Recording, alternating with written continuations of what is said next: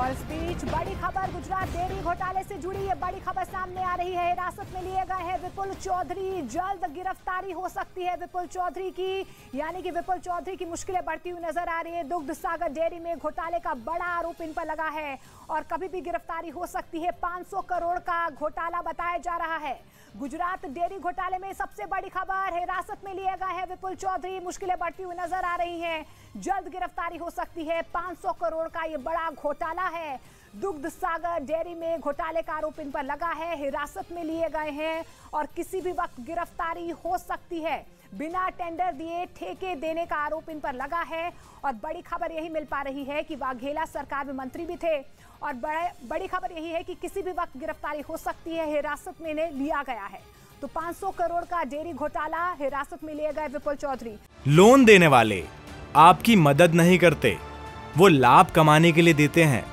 तो कौन अच्छा है और कौन बुरा है, जानना चाहते हैं तो फ्रीडम ऐप को अभी डाउनलोड कीजिए।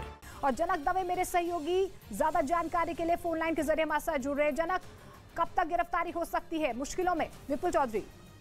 बिल्कुल मोनिका, देखिए ये केवल टेक्निकलिटीज है, पेपर पर उनको गिरफ्तारी दिखाना चाहिए। कोरोना का टेस्ट होना है, जैसे ही कोरोना का टेस्ट नेगेटिव आएगा उनको फॉर्मली अरेस्ट किया जाएगा, उनके सीए दोनों को। कल रात को ही अहमदाबाद क्राइम ब्रांच और एंटी करप्शन ब्यूरो ने ये कदम उठाते उनको घर से उनको डिटेन किया था और देर रात को कस्टडी में रखा है और अभी सुबह उनकी अरेस्ट की कार्रवाई चल रही है।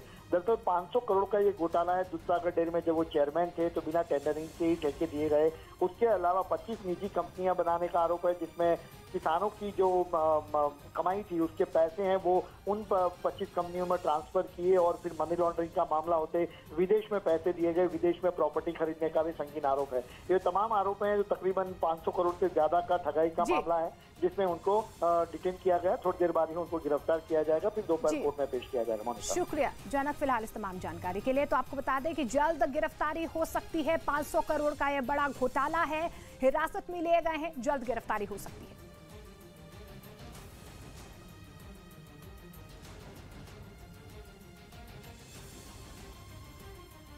इस बीच ओमान की राजधानी मस्कट के एयरपोर्ट पर अफरा तफरी मच गई। वहां मस्कट से कोच्चि आने वाली एयर इंडिया की फ्लाइट में अचानक धुआं फैल गया, जिससे उसमें मौजूद यात्रियों की सांसें अटक गईं। जानकारी के मुताबिक कोच्चि के लिए इस फ्लाइट को सुबह 11:30 बजे उड़ान भरनी थी, लेकिन फ्लाइट के टेक ऑफ करने से ठीक पहले उसमें मौजूद फायर अलार्म बजने शुरू हो गए। जब तक कोई कुछ समझ पाता, पूरी फ्लाइट धुएं से भर गई, जिसके बाद लोगों को सांस लेने में तकलीफ होने लगी। हालात ऐसे हो गए कि विमान का दरवाजा खोलते ही धुएं ने पूरी फ्लाइट को अपने आगोश में ले लिया, जिसके बाद वहां भगदड़ मच गई। आनंद फानन में उसमें मौजूद यात्रियों को बाहर निकाला गया तो वो अपना सामान लेकर एयरपोर्ट की तरफ दौड़ते दिखे। इसके फौरन बाद आसपास खड़े विमानों को भी वहां से दूर किया गया ताकि कोई बड़ा हादसा न हो पाए। आशंका जताई गई कि प्लेन के इंजन के पास आग लगने से ये धुआं फैला, जिसमें 144 यात्रियों की जान पर बनाई। खबर लेते हैं उत्तर प्रदेश के मुरादाबाद से, जहां पर जमीन विवाद में ससुर ने अपनी बहू पर चाकू से हमला कर दिया। वीडियो भी सामने आया है, जिसमें एक आदमी हाथ में एक बड़ा चाकू लेकर जाता दिखा, जिससे उसने अपने बेटी की पत्नी पर हमला किया और वो लहूलुहान हो गई। इस हमले में महिला की नाक और कंधे पर गंभीर चोट आई। महिला को जमीन पर गिराकर तब तक पीटा जब तक कि वो बेहोश नहीं हो गई। महिला की चीख पुकार सुनकर आसपास के लोग इकट्ठा हो गए और उन्होंने ससुर के चंगू से बहू को छुड़वाया। इस घटना को वहां मौजूद किसी बच्चे ने अपने मोबाइल कैमरे में रिकॉर्ड कर लिया। छोड़ो भाई, छोड़ो, मार तो लगा यार, छोड़ो पंडित जी, अरे तुम उठो। जिसके बाद महिला को इलाज के लिए अस्पताल में भर्ती करवाया गया, जहां उसकी हालत खतरे से बाहर बताई गई। पीड़ित महिला का आरोप है कि उसके पति की 3 साल पहले मौत हो गई थी, जिसके बाद उसके देवर ने दुष्कर्म की घटना को अंजाम दिया। इस मामले में मुकदमा भी चल रहा है, जिसे उसके ससुर और देवर वापस लेने का दबाव बना रहे थे। जब महिला ने इनकार किया तो उस पर चाकू से हमला किया गया। मेरे गर्दन पर चाकू मारे, मेरे हाथ से पकड़ लिया। वहीं महिला की शिकायत पर पुलिस ने केस दर्ज कर लिया है और पूरे मामले की जांच में जुट गई है।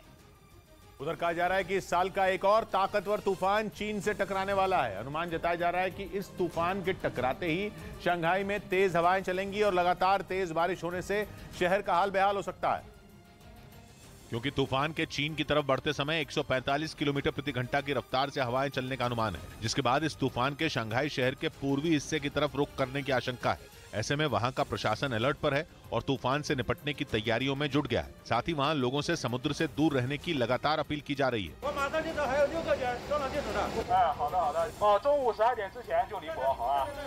तूफान के प्रभाव को कम करने के लिए शंघाई प्रशासन ने प्लान भी तैयार कर लिया है।